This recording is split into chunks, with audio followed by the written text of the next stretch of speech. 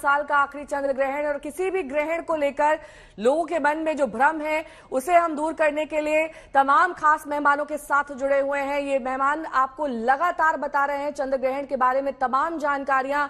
अगर आप किसी भी बात को लेकर परेशान है कि चंद्र ग्रहण आपके जीवन में सिर्फ नकारात्मकता लेकर आता है, तो आज आपको चंद्र ग्रहण के बारे में संपूर्ण जानकारी हम दे देंगे। हमने कई ज्योतिषाचार्यों और धर्माचार्यों से बात करके ये समझा कि आखिर चंद्र ग्रहण का सही समय क्या है। तो हमारे साथ स्टूडियो में दो खास मेहमान हैं, डीपी शास्त्री जी और आचार्य शैलेश तिवारी जी मौजूद हैं। साथ ही हमारे साथ स्वामी अवधेशपुरी जी भी जुड़े हुए हैं। लेकिन सबसे पहले हम रुख करेंगे आचार्य शैलेश तिवारी जी का, क्योंकि वो हमें बताना चाह रहे हैं कि चंद्र ग्रहण में शंख का क्या महत्व है। शैलेश जी। नेहा जी धन्यवाद।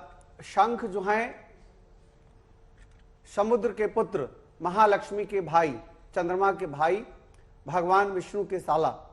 और शंख की विशेष महत्ता इसलिए है कि समुद्र से निकले हुए हैं और भगवान विष्णु अपने साथ हमेशा रखते हैं। शशंकर चक्रम सकरिष्ट कुंडलम सपीत वस्तु सरसिरुचनम सहार वस्तु अस्त्र को सर्वस्यम नमामि विष्णु शीर्षा चतुर्भुजम। इसलिए शास्त्रों में शंख की बहुत ज्यादा महिमा बताई गई है। शंखनाद करने से व्यक्ति की इम्यूनिटी सिस्टम मजबूत होती है। और अभी इस कोरोना काल में पूरी दुनिया 3 वर्षों तक जो परेशानी झेली है, जो शंखनाद किया उनकी इम्यूनिटी सिस्टम बढ़ी है, लंग्स बहुत क्लियर होता है, इसलिए शंखनाद करनी चाहिए। 2 तरह के शंख हैं, दक्षिणावर्ती शंख और वामवर्ती शंख। वामवर्ती शंख को बजाया जाता है और दक्षिणावर्ती शंख से देवी देवताओं का अभिषेक किया जाता है। मां दुर्गा भी अपने अष्टभुजी रूप में शंख को रखती हैं, भगवान विष्णु अपने हाथ में शंख को रखते हैं।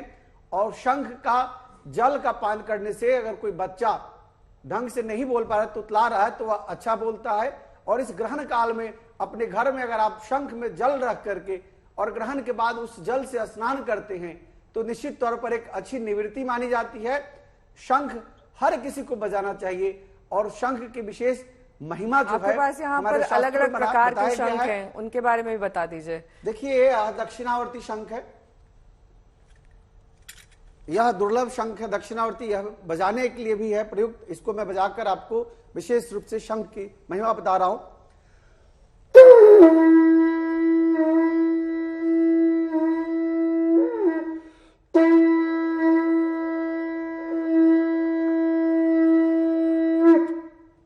ये दक्षिणावर्ती शंख है।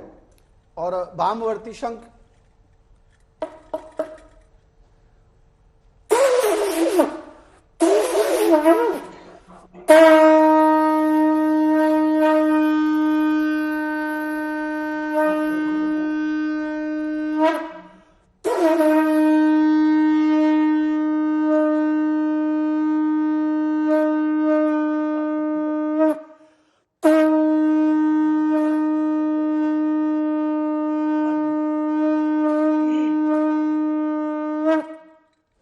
शंख का आवाज जाता है, ऐसी मान्यता है, साइंस भी बताता है कि शंख की आवाज से बैक्टीरिया और वायरस का नाश होता है।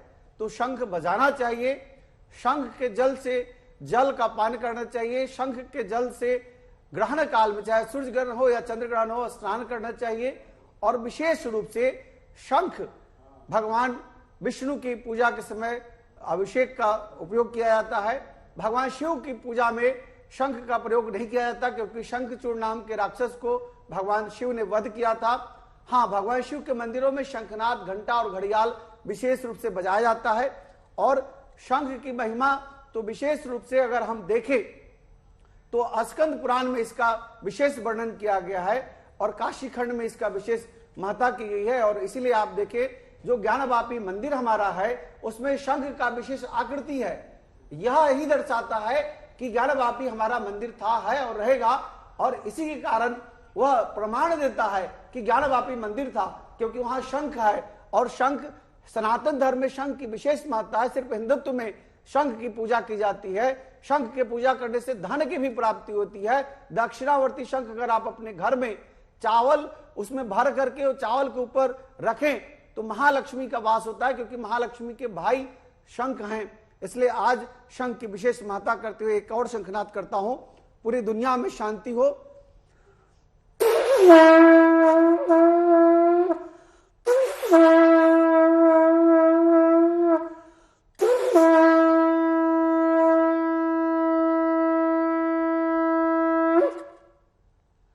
शंख है, पहले युद्ध से पहले शंखनाद किया जाता था, तभी युद्ध की शुभारंभ होता था, और जब युद्ध समाप्ति होती थी तो समाप्ति के समय भी शंखनाद किया जाता था। महाभारत में आपने शंख को सुना है, देखा है। भगवान कृष्ण जी ने भी विशेष रूप से शंख को धारण किया है, और जितने भी महारथी थे सबके अलग अलग पौंड्रिक शंख, पांचजन्य शंख, भगवान कृष्ण के पांचजन्य शंख, और सबके शंखों के अपने अपने अलग अलग नाम होते थे।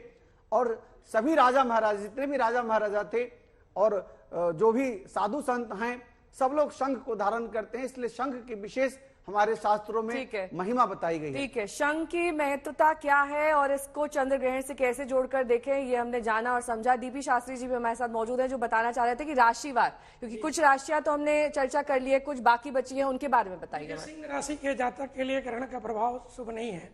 स्वास्थ्य पे ध्यान रखें, नौकरी को बचा कर रखें, कहीं अपना पैसा ज्यादा इन्वेस्ट ना करें। भगवान हनुमान जी की उपासना करें। राम रसायन तुमरे पासा, सदा रहो रघुपति के दासा, उनको रक्षा करेंगे। और कन्या राशि वालों के लिए ये दुर्घटना से कहीं ना कहीं बचना है, फाइनेंस से, शरीर से, परिवार से, हर चीज से आपको सावधानी रखना पड़ेगा। और साथ में दुर्गा की उपासना कीजिए। दुर्गा सप्त श्लोकी मंत्र है, ओम जयंती मंगला काली भद्रकाली कपालिनी दुर्गा क्षमा शिवा धात्री स्वाहा सुधा नमस्तुते। माँ दुर्गा आपके जीवन को रक्षा करेंगी।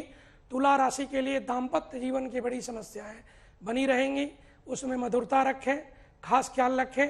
पति हो या पत्नी हो, आपके बॉस हो या जूनियर हो सीनियर हो, उससे आपको 45 दिन तक संबंध मधुर रखना है, कभी कड़वाहट नहीं लाना है।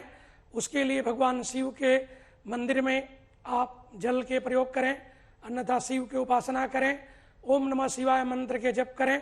वृश्चिक राशि के जातक के लिए भगवान विष्णु को सेवा करना है, नमो भगवते वासुदेवाय के जप करें।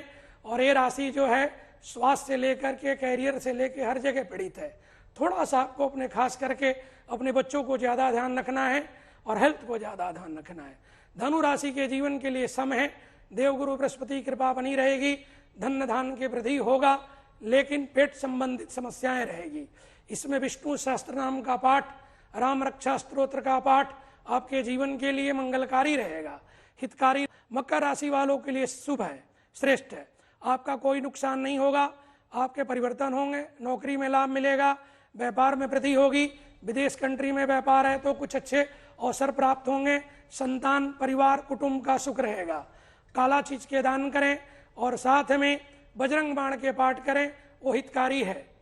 और कुंभ राशि के जातक का जो जीवन है, इस पे आपको एक चीज ध्यान रखना है, धन धान तो मिलेगा, बल्कि परिवार को सम रूप में देखें, सब संबंध को मधुरता उसमें लाएं, मधुर वाणी का प्रयोग करें।